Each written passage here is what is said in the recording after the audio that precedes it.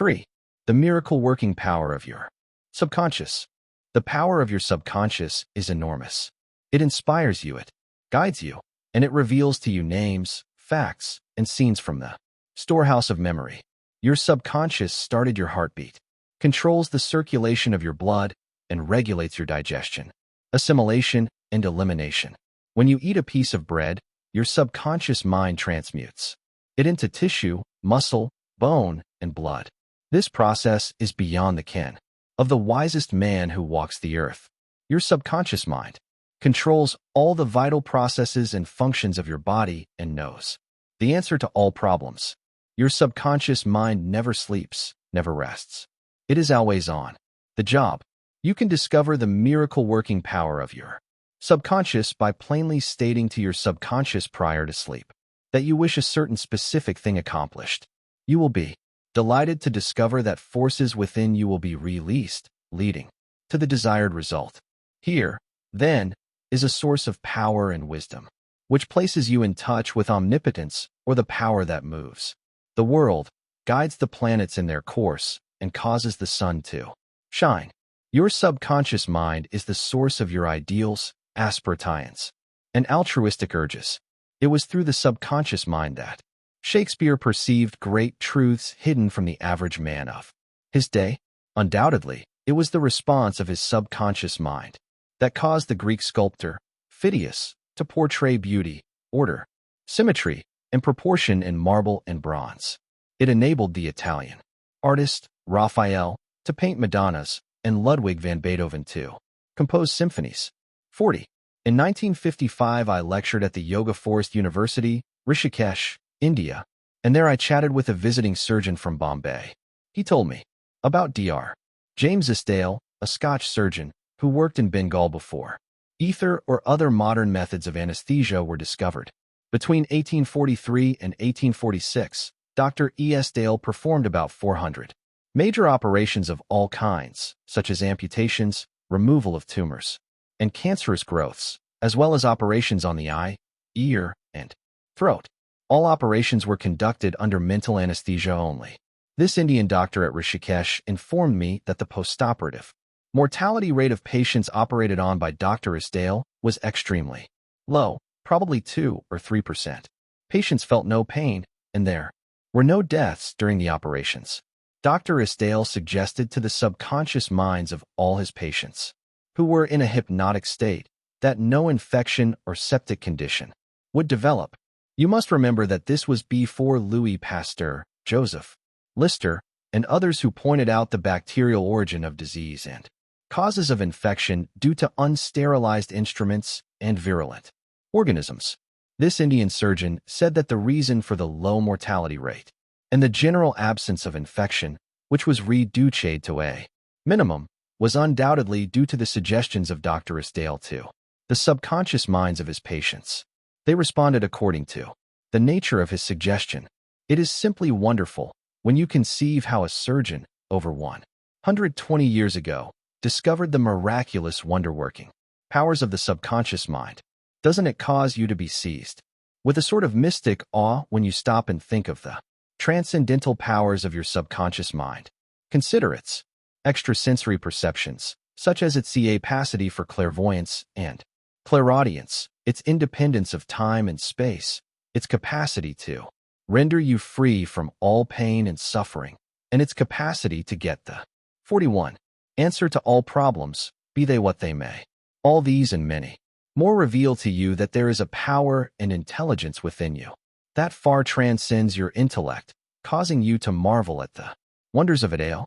All these experiences cause you to rejoice and believe in the miracle-working powers of your own subconscious mind. Your subconscious is your book of life. Whatever thoughts, beliefs, opinions, theories, or dogmas you write, engrave, or impress on your subconscious mind, you shall experience them as the objective manifestation of circumstances, conditions, and events. What you write on the inside, you will experience on the outside. You have two sides to your life, objective and subjective, visible and invisible, thought and its manifestation. Your brain receives your thought, which is the organ of your conscious reasoning mind. When your conscious or objective mind accepts the thought completely, it is sent to the solar plexus, called the brain of your mind, where it becomes flesh and is made manifest in your experience. As previously outlined, your subconscious cannot argue. It acts only from what you write on it. It accepts your verdict or the conclusions of your conscious mind as final. This is why you are always writing on the book of life, because your thoughts become your experiences. The American essayist Ralph Waldo Emerson said, "Man is what he thinks all day long. What is impressed in the subconscious is expressed." William James, the father of American psychology, said that the power to move the world is in your subconscious mind. Your subconscious mind is one with infinite intelligence and boundless wisdom. It is fed by hidden springs and is called the law of life. Whatever you impress upon your subconscious mind, the latter will move heaven and earth to bring it to pass. You must, therefore, impress it with right ideas and constructive thoughts. The reason there is so much chaos and misery in the world is because people do not understand the interaction of their conscious and subconscious minds. When these two principles work in accord, in concord, in peace, and synchronously together, you will have health, happiness, peace, and joy. There is no sickness or discord when the conscious and subconscious work together harmoniously and peacefully. The tomb of Hermes was opened with great expectancy and a sense of wonder because people believed that the greatest secret of the ages was contained therein. The secret was as within, so without, as above, so below. In other words, whatever is impressed high your subconscious mind is expressed on the screen of space. This same truth was proclaimed by Moses, Isaiah, Jesus, Buddha, Zoroaster, Lhasa, and all the illumined seers of the ages. Whatever you feel as true subjectively is expressed as conditions, experiences, and events. Motion and emotion must balance. As in heaven, your own mind, so on earth, in your body and environment. This is the great law of life. You will find throughout all nature the law of action and reaction, of rest and motion. These two must balance, then there will be harmony and equilibrium. You are here to let the life principle flow through you rhythmically and harmoniously. The intake and the outgo must be equal. The impression and the expression must be equal. All your frustration is due to unfulfilled desire. If you think negatively, destructively, and viciously, these thoughts generate destructive emotions which must be expressed and find an outlet. These emotions, being of a negative nature, are frequently expressed as ulcers, heart trouble, tension, and anxieties. What is your idea or feeling about yourself now? Every part of your being expresses that idea. Your vitality, body, financial status. 43. Friends and social status represent a perfect reflection of the idea you have of yourself. This is the real meaning of what is impressed in your subconscious mind and which is expressed in all phases of your life. We injure ourselves by the negative ideas which we entertain. How often have you wounded yourself by getting angry, fearful, jealous, or vengeful? These are the poisons that enter your subconscious mind. You were not born with these negative attitudes. Feed your subconscious mind life-giving thoughts, and you will wipe out all the negative patterns lodged therein. As you continue to do this, all the past will be wiped out and remembered no more. The subconscious heals a malignancy of the skin.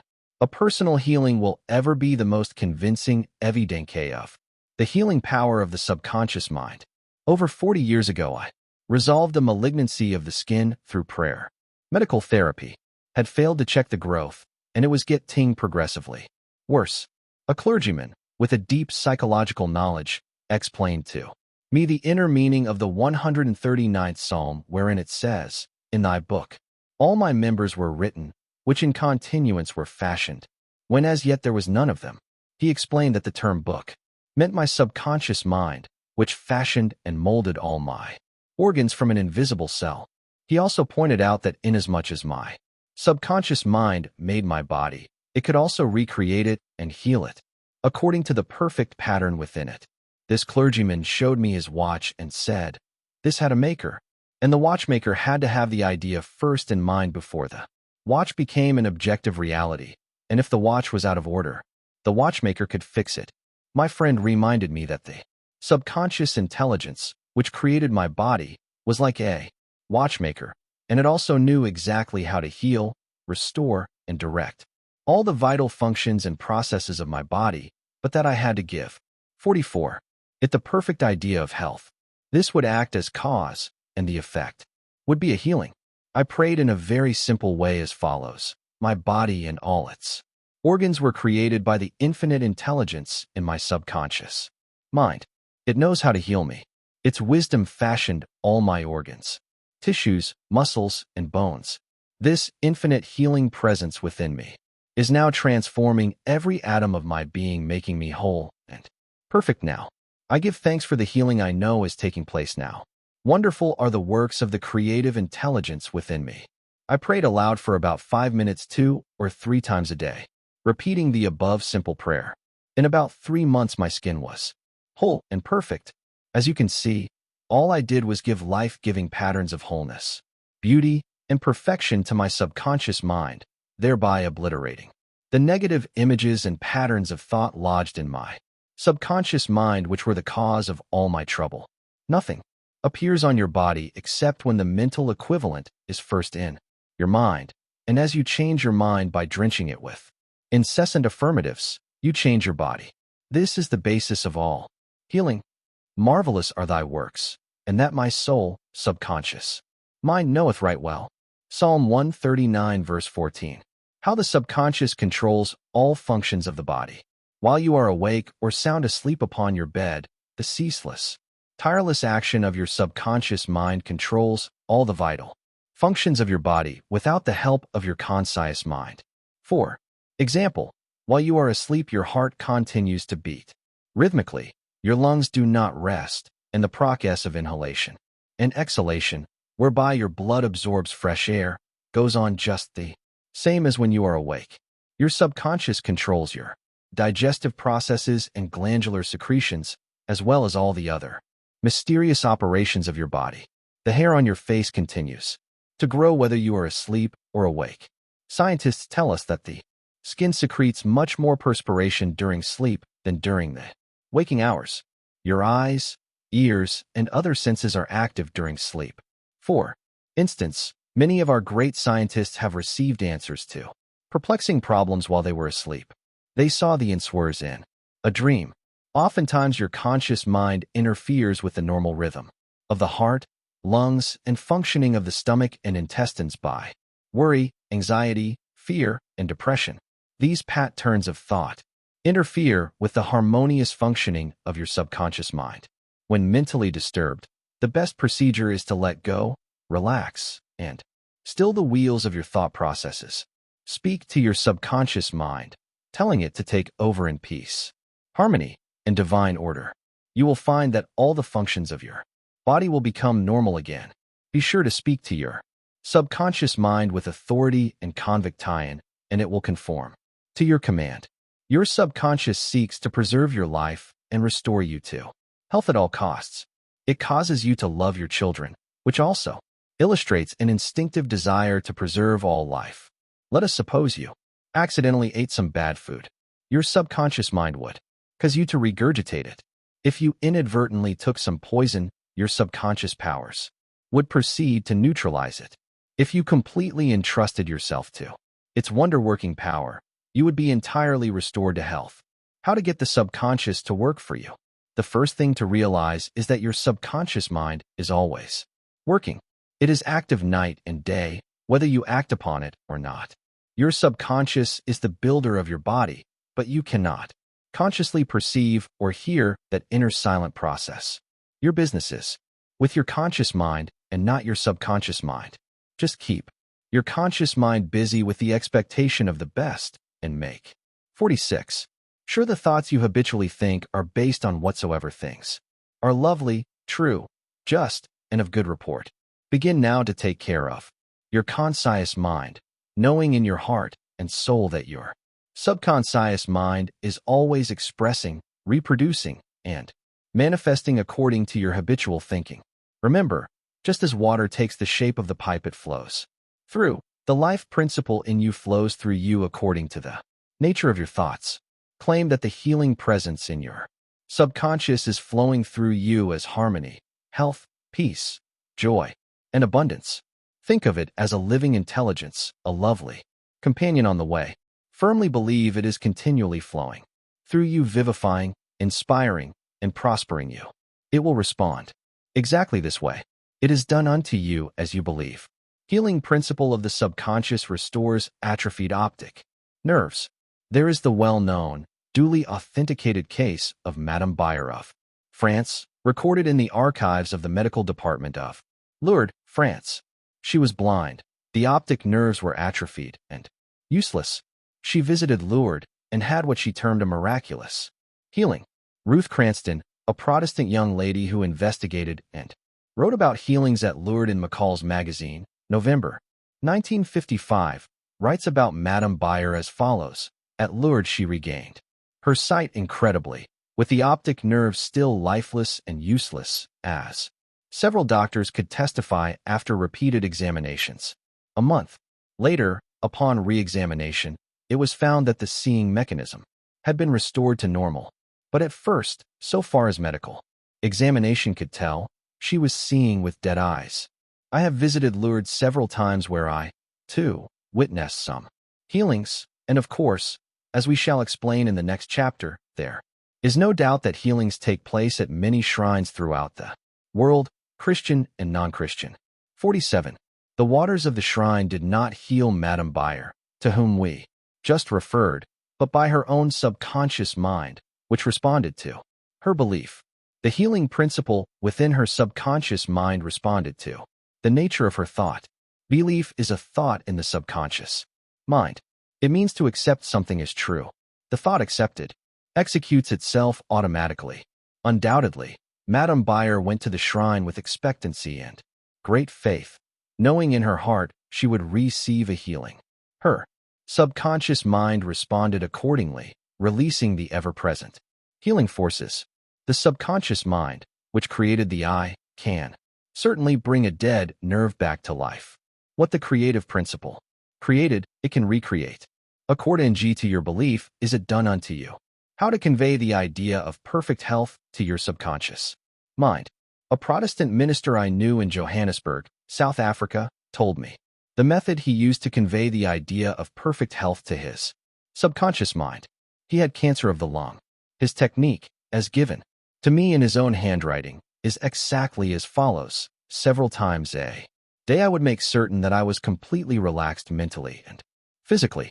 I relaxed my body by speaking to it as follows. My feet are relaxed, my ankles are relaxed, my legs are relaxed, my abdominal muscles are relaxed, my heart and lungs are relaxed, my head is relaxed, my whole being is completely relaxed.